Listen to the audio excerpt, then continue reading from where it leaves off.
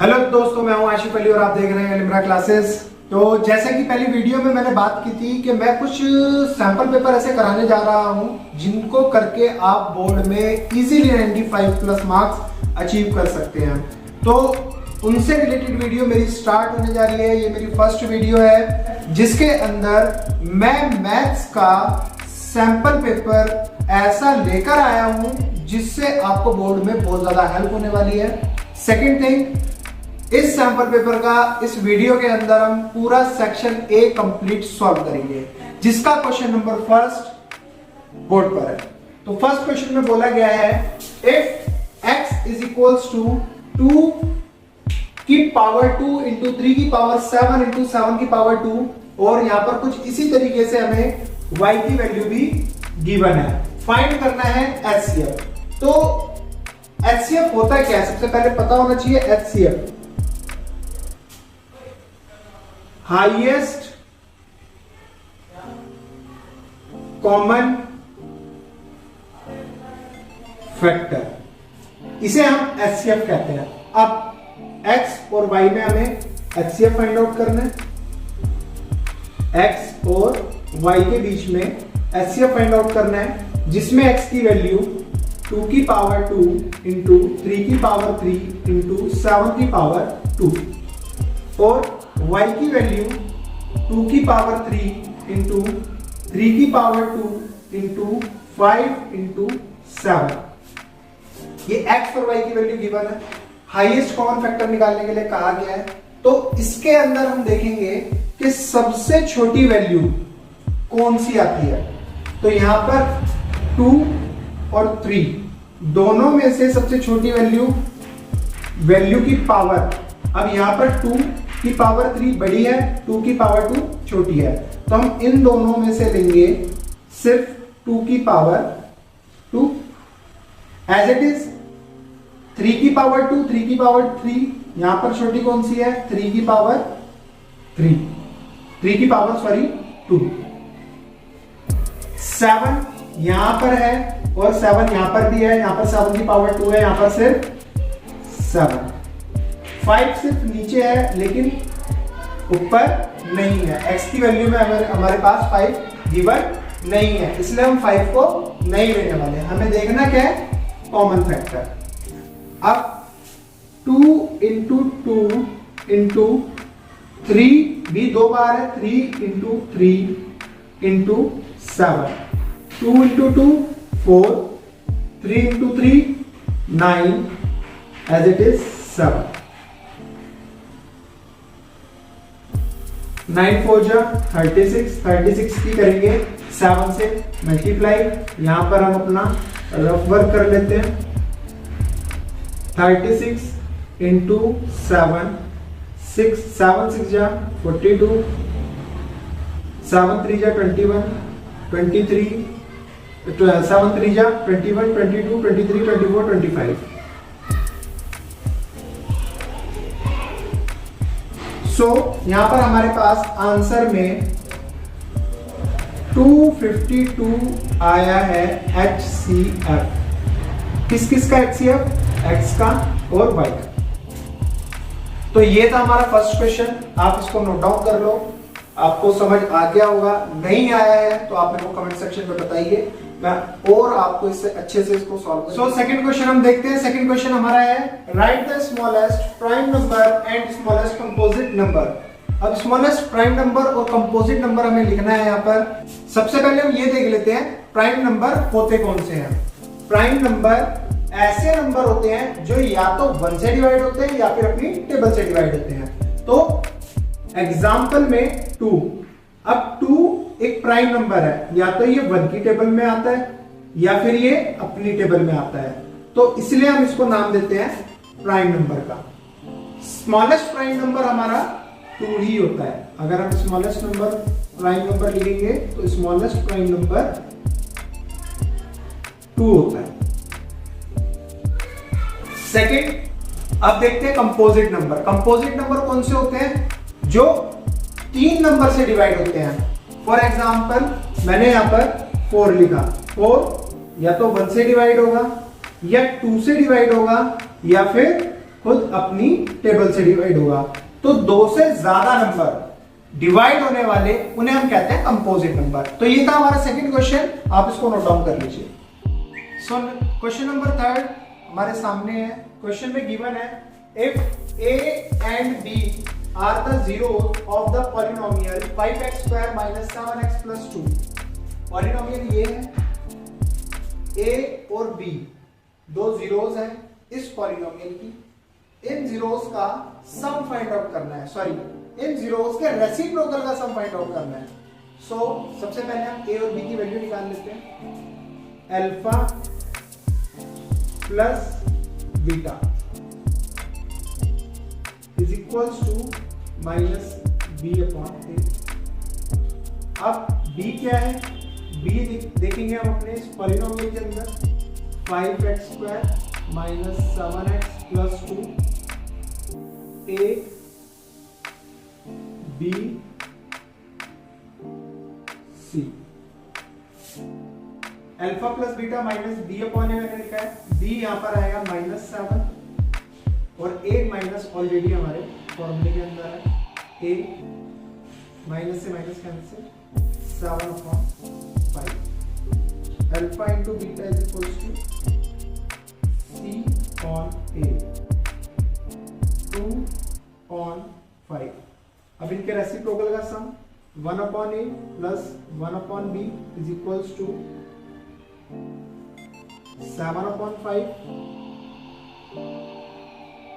2 upon 5 5 से 5 cancel 7 upon 2। So alpha plus beta is equals to 7 upon 2 इनका सम आया। So question number 4 हमारे सामने है if the line represented by 3x plus 2py is equals to 2 and 2x plus 5y plus 1 is equals to 0 are parallel then find the value of p। उन्होंने साफ साफ बोला है ये दो लाइन हमारे सामने हमारे पास है और ये पैरेलल है और हमें p की वैल्यू फाइंड आउट करनी है। p कहां पर है, p ये, इस p की वैल्यू फाइंड आउट करनी है। सबसे पहले गिवन क्या है, since the lines are parallel. अब पैरेलल है तो पैरेलल की कंडीशन क्या होती है, a1 upon a2 is equals to b1 upon b2 not equals to c1 upon c2। It means 3 upon a1 b1 c1 a2 b2 c2। इन सब की वैल्यूज रख देते हैं। a1 की वैल्यू 3, a2 की value 2, 3/2 is equals to b1 2p b2 5 not equals to c1 2 c2 1। तो value find out कर दी हमें p की, सो हम इसको रहने देते हैं, इसको उठा देते हैं। 3/2 is equals to 2p upon 5 आपस में करा देते हैं cross multiply. 3 into 5 is equals to 2 into 2p। यहाँ पर कर देते हैं हम जगह पर 3 into 5 15 is equals to 2 into 2 4p। 4p के साथ मल्टीप्लाई में इधर आकर डिवाइड में इक्वल्स टू के इधर आकर डिवाइड में, सो p की वैल्यू 50/4। आई होप आपको अच्छे से समझ आया होगा, नोट डाउन करें। So question number 5, find the 10th term from end of the AP। मुझे इस AP की 10th टर्म फाइंड आउट करनी है एंड से। तो सबसे पहले मेरे को इसे रिवर्स करना होगा। अगर नॉर्मल 10th टर्म होती तो मैं नॉर्मल को क्वेश्चन सॉल्व करता, इसको A1 मानता, इसको A2, इसको A3, इस तरीके से सीरीज में मैं अपनी AP को सॉल्व कर लेता। बट इन्होंने बोला है एंड से करना है, तो इट मींस पहले मुझे ये AP रिवर्स करनी पड़ेगी। मेरे को A1 यहां पर गिवन है 4, A2 यहां पर गिवन है 9, A3 मेरे को गिवन है 48। सो सबसे पहले D निकाल लेते हैं, देख लेते हैं दोनों के बीच का कॉमन डिफरेंस क्या है। A2 minus A1 9 minus 4 is equals to 5 as it is. A3 minus A2 14 minus 9 is also 5। Common difference हमारा 5 आ रहा है, यहां पर अब A1 रहेगा 254, 254 माइनस 5 249, 249 माइनस 5 244, ये मेरी AP है। अब यहां से 10 टर्म फाइंड आउट करनी है, सो A10 इज इक्वल्स टू, सो यहां से 10th टर्म फाइंड आउट करनी है, तो an is equals to a plus n minus 1 multiply by d, ये फॉर्मूला होता है।